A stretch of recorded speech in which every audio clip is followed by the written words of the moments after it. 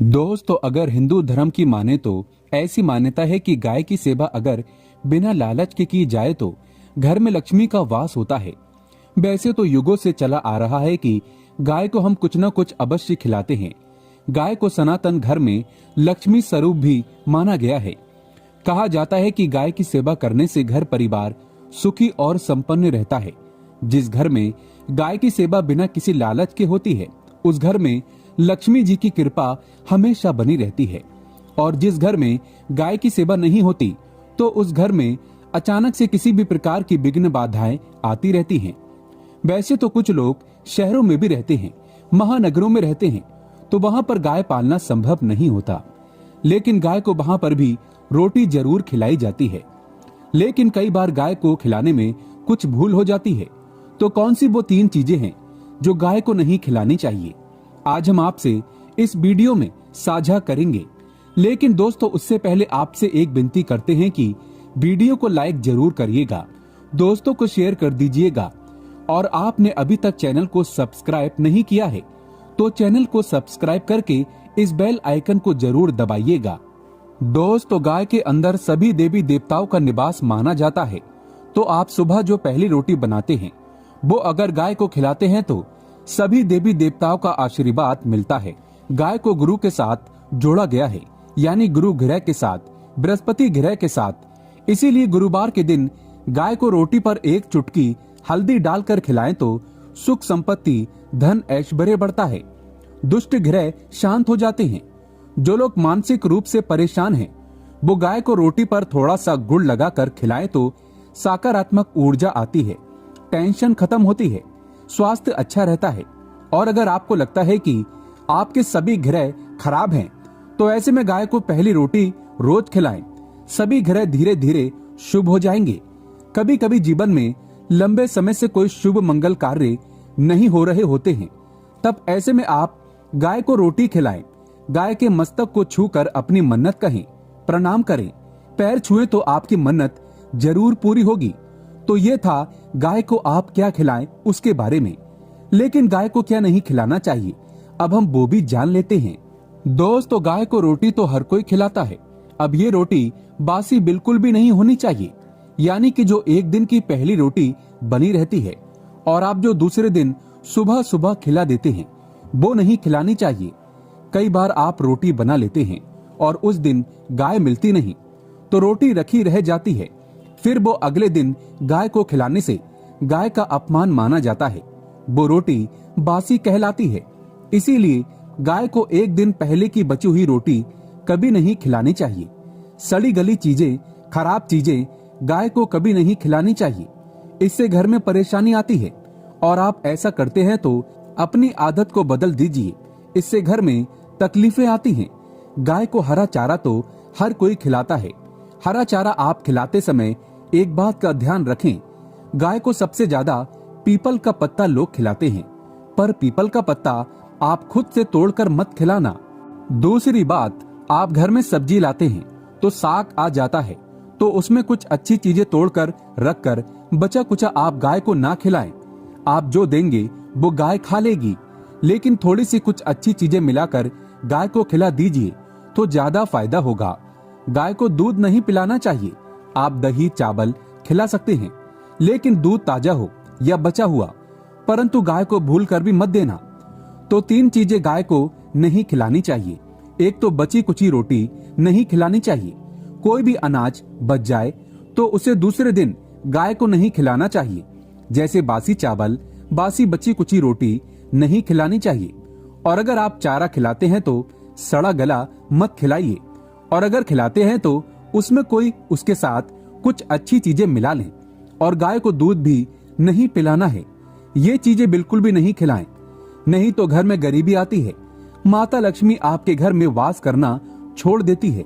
84 लाख योनियों के सफर करके आत्मा अंतिम योनि के रूप में गौ का रूप धारण करती है। गाय लाखों योनियों का वो पड़ाव है जहां आत्मा विश्राम करके आगे की यात्रा शुरू करती है। दोस्तों, गाय का कोई अपशगुन नहीं होता। जिस भूभाग पर मकान बनाना हो तो वहां पर अगर आप 15 दिन के लिए गाय और बछड़ा बांध देते हैं तो वो जगह पवित्र हो जाती है।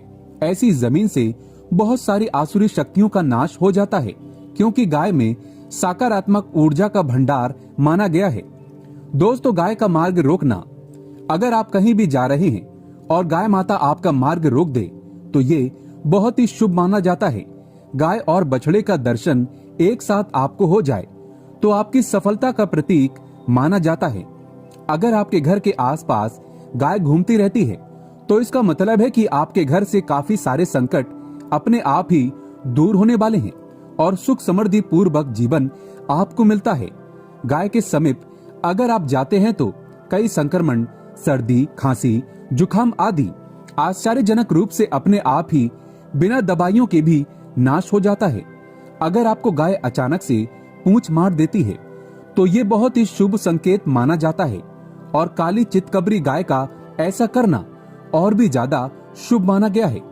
पंचगौवे जो होते हैं वो कई रोगों में लाभदायक है। पंचगौवे क्या क्या हुए? गाय के दूध, दही, घी, मूत्र और गोबर, इन सभी को शरीर की रोग निरोधक क्षमता को बढ़ाकर रोगों को दूर करने वाला माना गया है। ऐसा कोई रोग नहीं है जिसका इलाज पंचगौवे से नहीं किया जा सकता। दोस्तों, आज के समय में लोग गाय माता की पूजा करने के बजाय, उनका सही उपयोग करने के बजाय उनको काट कर मार कर खाना ज्यादा पसंद करते हैं। शायद ये सुनकर आपको बुरा तो जरूर लगेगा, पर ये सच है। और गाय को रोटी देने से न केवल सुख समृद्धि की प्राप्ति होती है बल्कि बरकत भी होने लगती है। अगर आप गाय को पाल सके तो अच्छी बात है, लेकिन आज के मॉडर्न युग में जहां लोगों को शायद खुद के घर में रहने की जगह नहीं है, ऐसे में गाय को रखना थोड़ा कठिन और महंगा हो सकता है। ऐसे में आप गाय को रोटी तो दे ही सकते हैं।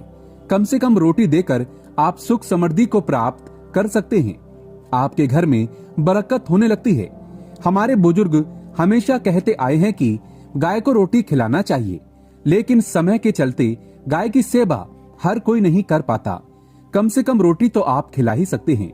अगर रोटी भी नहीं खिला सकते तो जैसे काफी सारे जो हमारे भाई बहन विदेशों में रहते हैं तो उनको गाय नहीं मिलती, वो पूछते हैं कि हम कैसे गौ सेवा करें। आप ऐसा कर सकते हैं, आप गाय के नाम के पैसे निकालते जाएं और फिर आप चाहें तो कभी इंडिया आए तो आप गौशाला में दान दे दें, या फिर आप चाहें तो वहीं पर किसी गरीब को गाय के नाम की रोटियां खिलाएं, या फिर किसी भी अनाथ आश्रम में चले जाएं, किसी वृद्ध आश्रम में चले जाएं, किसी भी दूसरे सफेद पशु को आप भोजन कराएं। ये भी आपके लिए बहुत ही अच्छा होने वाला है। कम से कम रोटी जरूर खिलाएं। दोस्तों, हमारे देश में कई जगह देखा गया है और कई लोगों का प्रश्न आता है कि हम झूठी रोटी गाय को देते हैं, क्या ये सही है या गलत है? हम झूठा खाना, बचा हुआ खाना गाय को खिलाते हैं, यानी कि जो बच जाता है वो गाय के हवाले कर दिया जाता है। तो आपको बता दें, रामायण काल में गाय माता को एक श्राप मिला था, उसी वजह से आज उनके साथ ऐसा हो रहा है। उसी श्राप की वजह से गौ माता में देवी देवताओं का वास होने के बाद भी उनको झूठा खाना पड़ता है।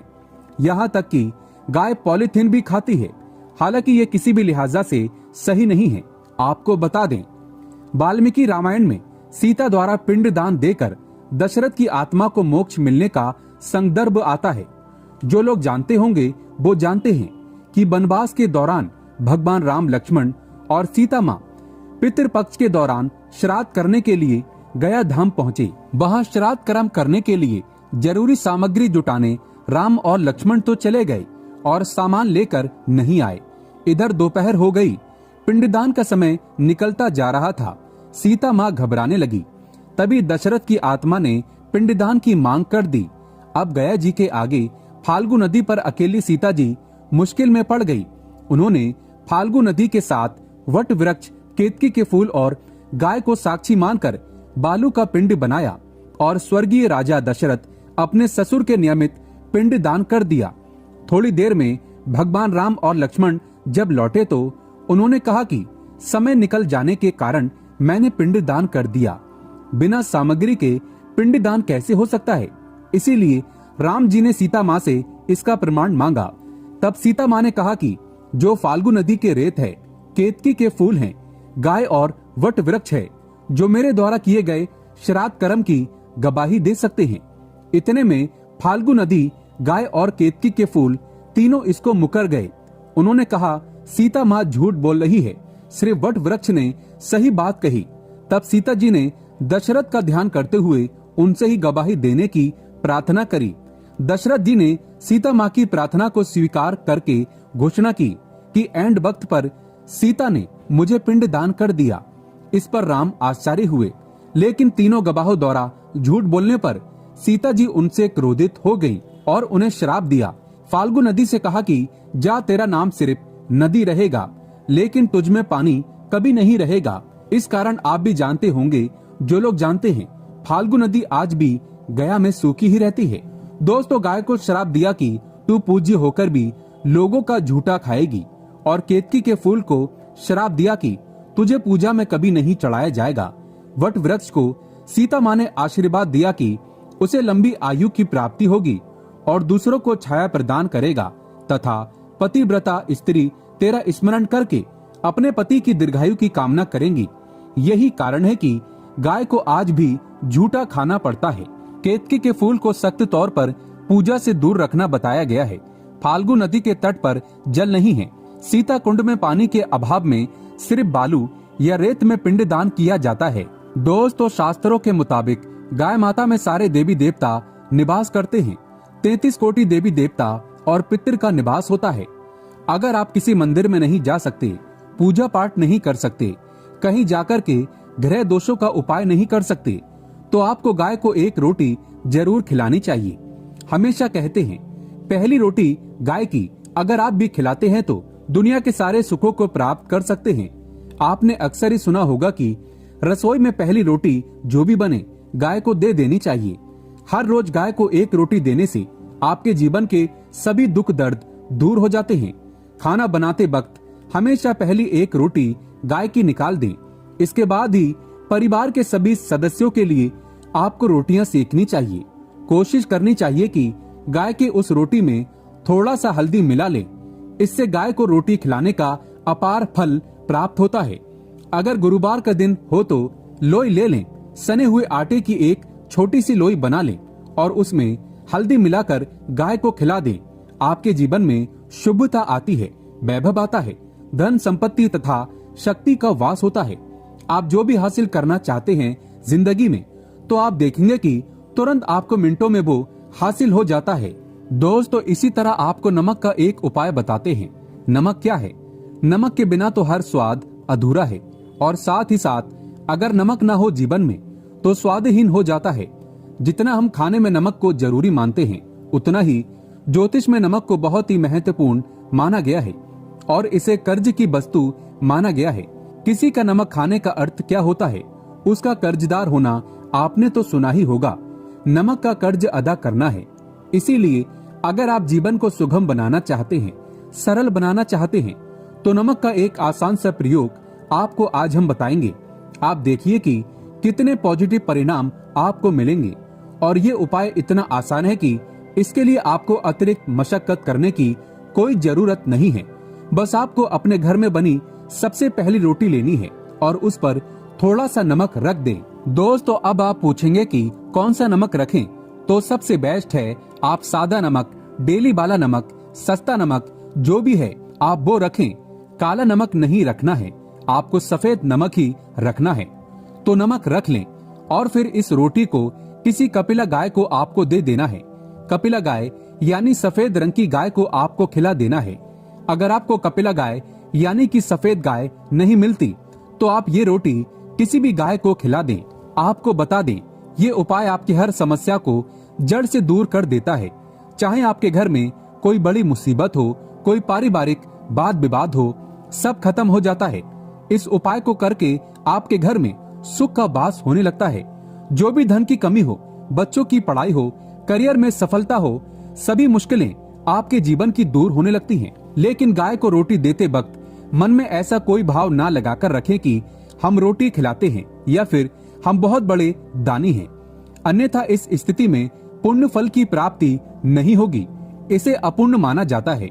बुरे भाव से गाय को रोटी देने से बुरा ही फल प्राप्त होगा। गाय को रोटी खिलाने से बरकत के अलावा आप देखेंगे कि धन संपत्ति में दिनों दिन बढ़ोतरी होने लगती है और आपके घर के ग्रह दोषों से आपको मुक्ति मिलती है। अगर आपके भी घर में धन की कमी है, तो आपको ये उपाय जरूर करना चाहिए। ये उपाय आप किसी भी दिन करें। दोस्तों, आज के लिए बस इतना ही। सच्चे दिल से कमेंट बॉक्स में लिखें जय गौ माता की, जय माता दी। गौ माता के लिए एक लाइक तो बनता है।